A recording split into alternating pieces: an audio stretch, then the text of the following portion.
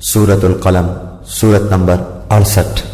شروع کرتا ہوں اللہ تعالی کے نام سے جو بڑا مہربان نہایت رحم والا ہے۔ قسم ہے قلم کی اور اس کی جو کچھ کہ وہ فرشتے لکھتے ہیں، تو اپنے رب کے فضل سے دیوانہ نہیں ہے، اور بے شک تیرے لیے بے انتہا اجر ہے، اور بے شک تو بہت بڑے عمدہ اخلاق پر ہے۔